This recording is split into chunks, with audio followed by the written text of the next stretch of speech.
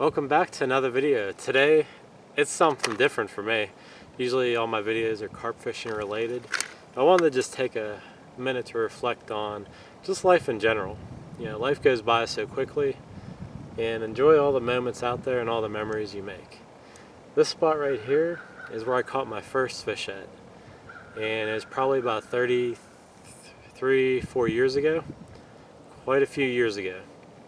Small little pond that's probably a little over an acre. I caught my first bluegill out of here. So that's what I wanted to do today. Just kind of take a moment to reflect back on life. And we're just doing a little float fishing, a little bit of jig fishing, and I have a few other treats here with crickets and other things like that. So I'm going to see if I can get a few panfish out, like bluegill, perch. There still should be some trout in here as well. We used to catch them here also. So it's about 40 degrees out. A little bit of sun behind me, and looking to make some more memories. So I hope you enjoy my videos and follow along. Also in the future I'll probably do some other videos just maybe showing you, how I fished for bluegill back in the day. Using a nice, I'm just using a Shakespeare rod, ultralight setup. These rods don't really cost a whole lot. You can get your whole family into fishing and enjoying the outdoors. Just went to Walmart the other day. Crappie magic. So we got a little assorted panfish kit, $5. You can have a lot of fun and it doesn't have to break the bank. A couple floats, they're about $2. They attach on the line very easily. Obviously I have a pack of hooks and a few other things as well. So I'm going to see if we can get into a few fish here. Ice just came off about 2 weeks ago, and I can see a little bit of activity around, fish going on the top. So let's see what we can get into today. And like I said, life goes by pretty quick. 33 years later, here I am, the exact same spot where I caught my first fish. Another memory I have in this spot was there used to be a bear that would come in here in the mornings. So hopefully we won't see that one today, but it only happened one time, but it was a funny day. I had just walked down the path to the lake one day and I looked over, I see a big bear there, and it didn't bother me or anything, but I definitely didn't stick around to chance it either. So another good memory here is I remember I caught a crayfish, and it was pretty big. It was like a good 5-6 inches, and I unhooked it, and then it kept coming at me on the bank, and I just couldn't imagine something that small trying to come at you like with the pinchers, but for whatever reason it did. But I threw it back in the water, and who knows, maybe it's still out there. I don't know. So let's get started, and I hope you enjoy this small video and our reflection back in time.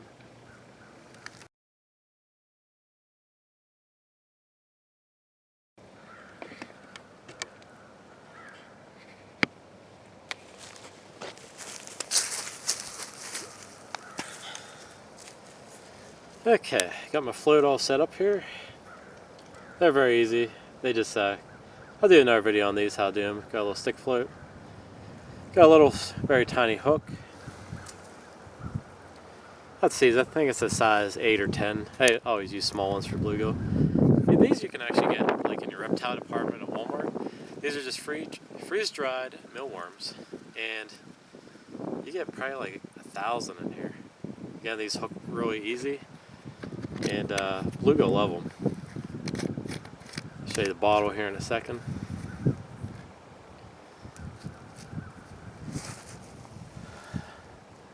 So just so you see, this is like $5 for, it has to be like 1,000 and maybe 500, something like that. So we're just going to hook this on and catch a bluegill here in a second.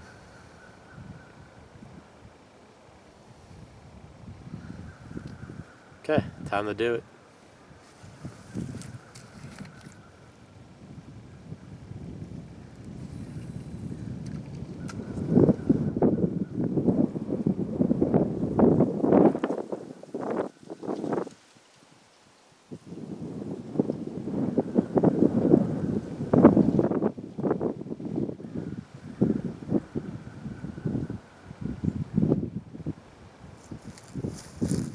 One thing I can see right off the bat is we have a hatch that just came off the tree, so should be able to get into some bluegill action over there.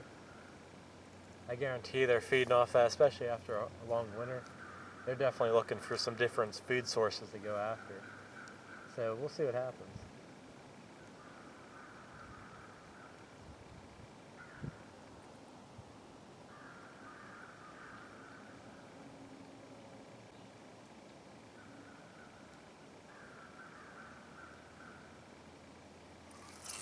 There we go.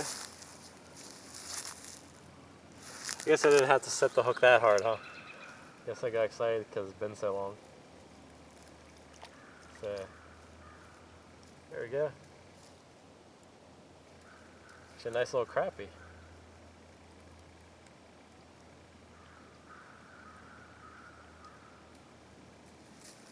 Alright, so the first fish after a very long time.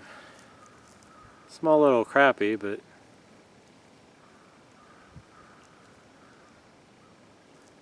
it's pretty cool. And like I said, they're feeding off them bugs.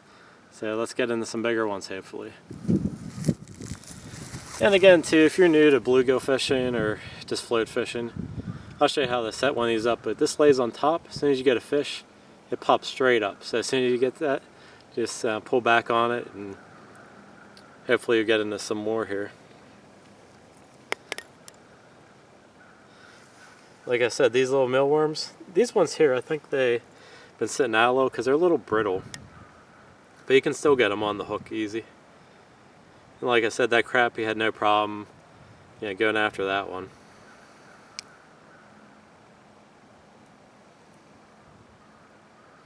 And they don't have to be on real good. Let me get that closer to the camera. Like I said, just put it on the hook there. You even have the hook exposed. Most of these fish, they just want to go after that instant meal. That's more instinct than, really staring at the hook to see what's going on. I know when I go for like carp and stuff, they're very weary of anything that shines or anything like that, whereas any predatory fish is going to just go after it. So let's see if we can get another one here.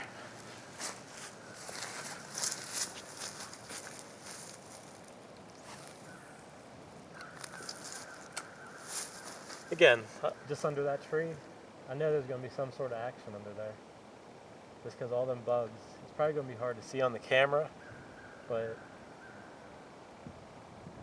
so many bugs are just landing on top, and I can see just little fish just sucking them off the top there. And the other thing too, just give it a twitch every so often. That'll hopefully trigger some fish to come flying in at it.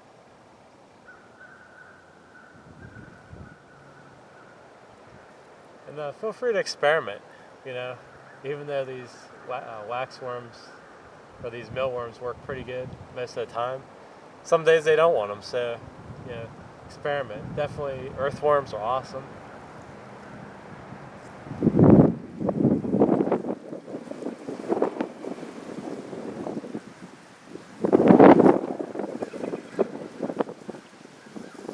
I'll get over here some, see what happens.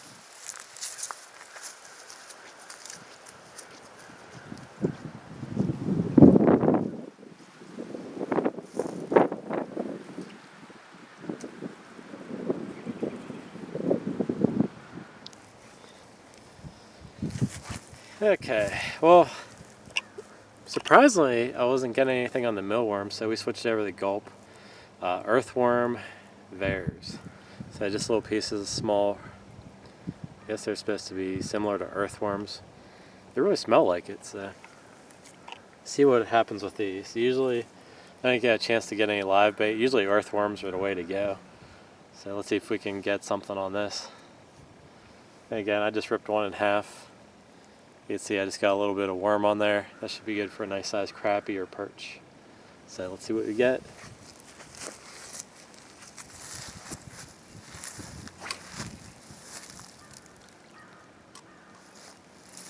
Just saw one raise up right near there, so maybe that'll be the dinner bell.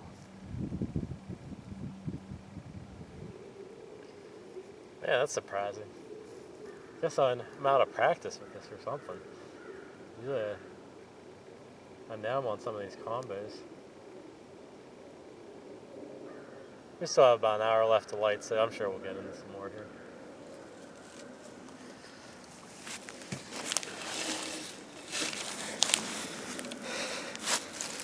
Alright. Man, they're just not really locating them. I mean, there should be tons of them in here, but just show you what I'm using now. We got Balls of Fire, Putski Bait Company. That's what I grew up trout fishing with, actually, but I thought I'd try it for some bluegill. And I just had a hit on one, so we're going to see. I tried under a pine tree, and see if we can get into some action on this, hopefully. The wind picked up pretty good, so we'll see if that plays a role in this.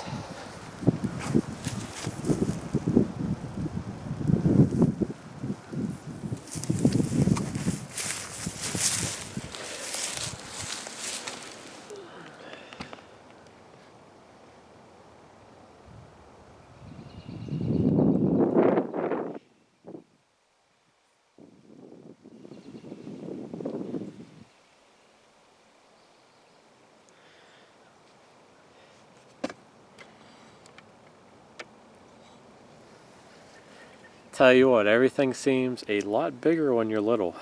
Just got a nice little sunfish here, very small as you can see, and I had a fun time here. Caught a few fish, missed quite a few, and let me throw this back real quick and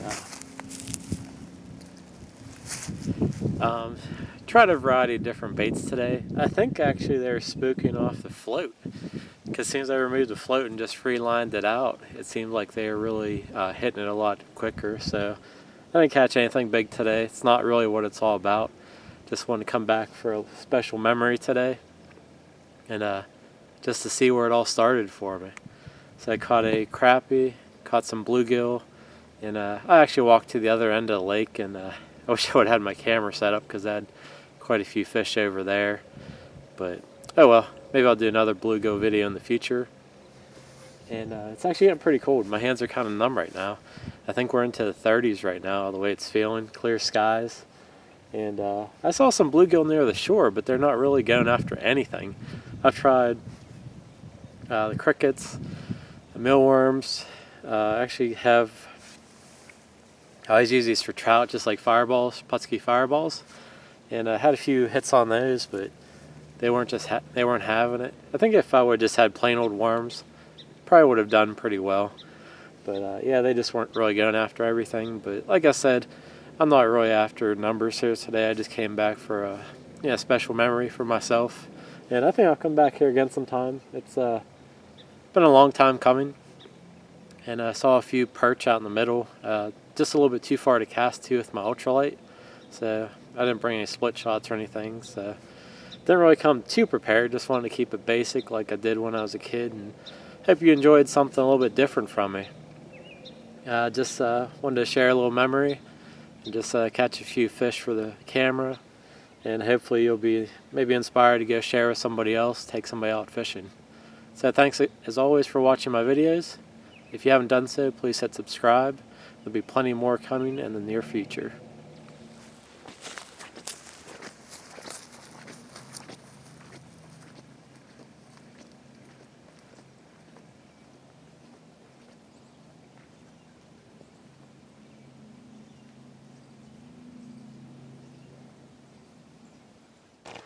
Thank you again for watching another one of my videos.